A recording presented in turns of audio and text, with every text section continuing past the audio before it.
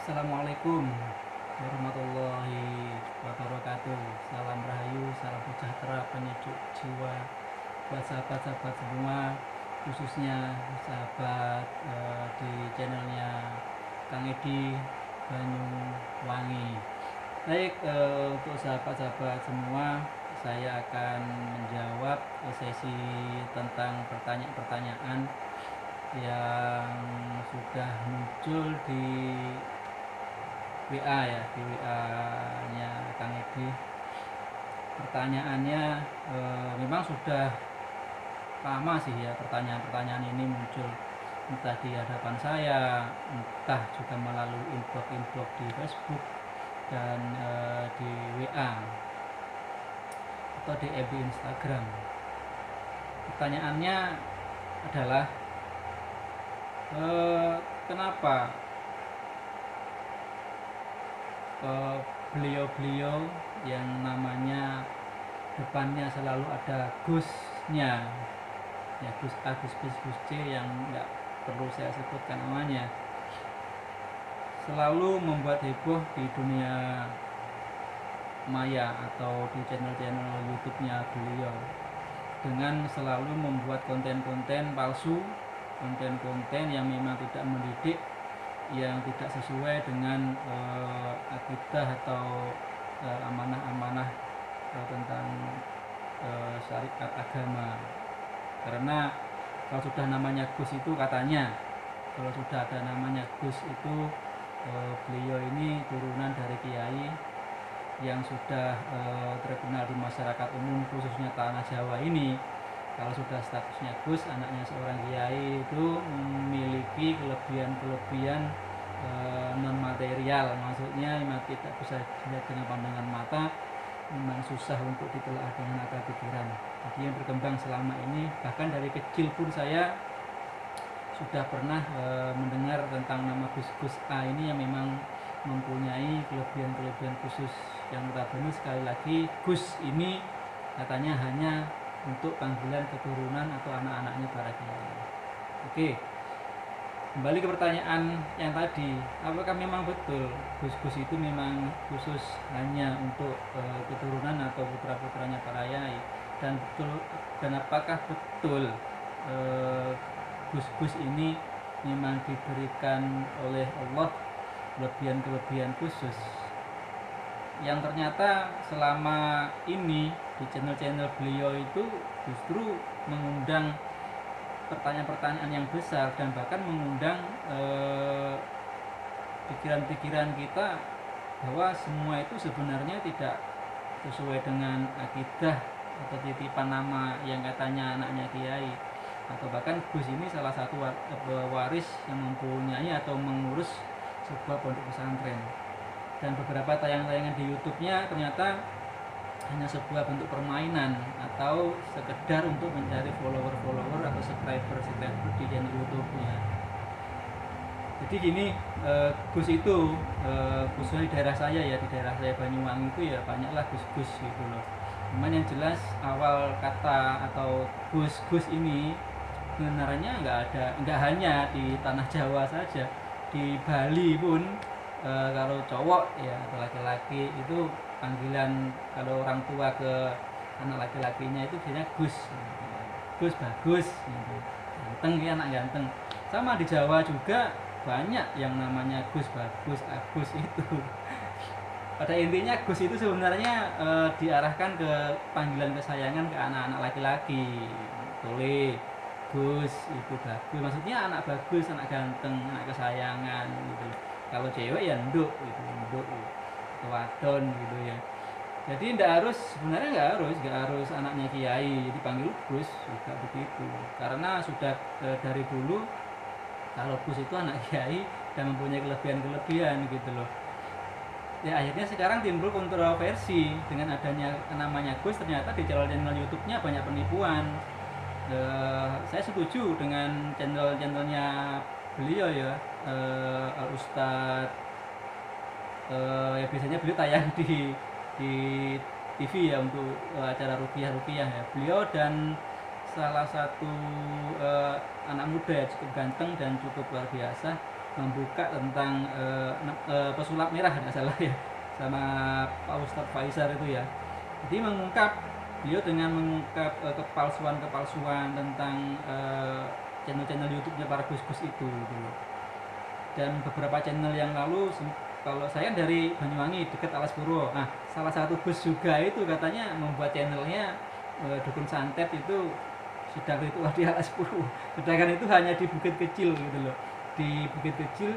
Kemudian ada sengonnya, si dukun itu bakar dupa, katanya itu di Alas Purwo, dan Dukun Santet dari Banyuwangi gitu loh. Oke, kembali ke topiknya. Gus ini sebenarnya nggak hanya panggilan untuk anaknya para kiai. Gus itu tole atau bagus, anak ganteng. Entah itu dari kapan itu nama-nama itu dikhususkan untuk para anaknya kiai yang notabene katanya punya kelebihan-kelebihan. Yang jelas anaknya para kiai di luar Jawa, ya Sumatera atau Banjarmasin, Aceh, ya saya nggak tahu apakah memang harus ada Gusnya atau hanya sekedar Raden atau apa gitu. Jadi segala sesuatu itu hanya sebuah titel. Yang berat itu kita membawa nama itu sendiri untuk dijadikan sebuah praktek sosial yang baik. Tapi selama ini kalau dengan menggunakan nama gus-gus itu kemudian dia hanya untuk mencari uang dan mencari ibaratnya isinya perut saja, ya tetap sekali lagi apa yang akan dilakukan akan dipertanggungjawabkan di dunia maupun di akhirat. Sekali lagi Ustadz Muhammad Faisar ya dengan pesulap merah yang ganteng itu mengungkap trik-trik penipuan-penipuan yang dilakukan oleh yang katanya uskun. Nah, Ustadz dukun ini loh. Jadi selama ini kita biar terbuka mata hati kita, mata dohir kita, jangan hanya melihat ininya saja, jangan hanya melihat dia pakai berkalung sorban, dia seorang yang memang mempunyai kelebihan yang dititipkan oleh Allah. Tidak semuanya hanya bermodal ini, kemudian dengan tipu-tipu kita tertarik gitu loh. Sahabat Kang Edi Banyuwangi, mari kita membuka hati kita, membuka pikiran kita. Mudah-mudahan dengan sedikit masukan dari saya, mohon maaf sekali lagi kurang lebihnya, saya hanya memberikan masukan saja karena ada pertanyaan. Jangan tergiur, jangan hanya melihat seseorang itu dari namanya, dan jangan hanya melihat seseorang itu dari penampilannya. Tidak semua penampilan yang soleh, tidak semua penampilan yang menggunakan agamis ya. Kita udah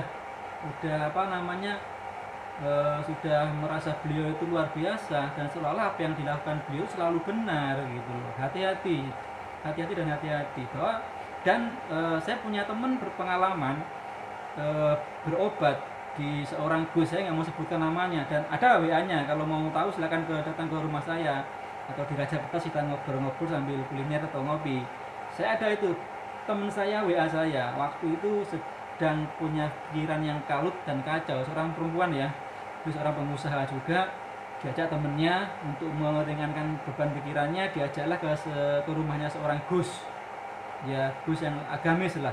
Kemudian dia ingin membuka auranya supaya pikirannya lebih tenang, lebih tentram, karena suaminya bekerja di luar Jawa, di sana ya, di ujung timur sana gitu loh. Kemudian singkat cerita diajaklah sama temennya ke rumahnya si gus itu untuk buka aura supaya pikirannya lebih tenang dan lebih damai. Itu yang diharapkan. Kemudian diajaklah sama gus itu ke dalam kamar. Nah, selanjutnya si mbak ini tadi disuruh buka bajunya total di sebuah kamar. Alasannya ada penyakit yang harus ditarik di dalam tubuh si mbak ini. Kemudian si mbak itu cerita lagi di WA-nya, ditindih sama si gus tadi, dan entahlah seperti itu. Dan waktu itu gusnya bilang, mbaknya jangan teriak ya, tidak boleh teriak. Ya mbaknya manut atau isi ikut aja gitu loh. Telanjang mbaknya itu, ditindih, kemudian diproses seperti apa, beliau nggak melanjutkan, jadi sambil menangis waktu ngetik di WA itu gitu loh. Dan dia sadarnya ya baru setelah diproses seperti itu, katanya ada penyakitnya di dalam tubuhnya dan mau ditarik, tapi dia telanjang sahabat. Jadi dengan oknum-oknum atas nama gus, dengan menggunakan seragam agamis, itulah yang merusak akidah-akidah yang kita benar-benar orang-orang yang memang benar-benar tawadu, kepada Allah Subhanahu wa taala itu seperti kita ini diporak-porandakan gitu loh, dengan adanya tayangan-tayangan yang kurang kurang mendidik gitu loh.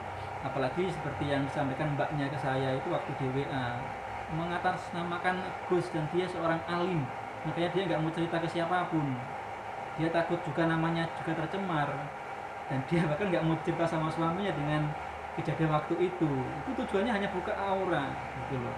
Tapi prosesnya seperti itu.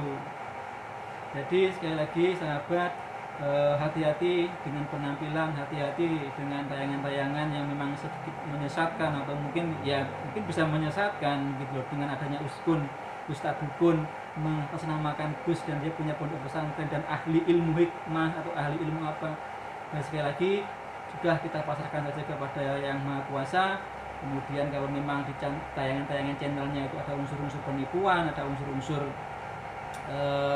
pelecehan dan segala macamnya, semoga yang berwajib segera menindak, karena beberapa Gus ini sudah dilaporkan kepada pihak berwajib karena tayangannya sudah sangat-sangat tidak layak untuk didengar ataupun dilihat.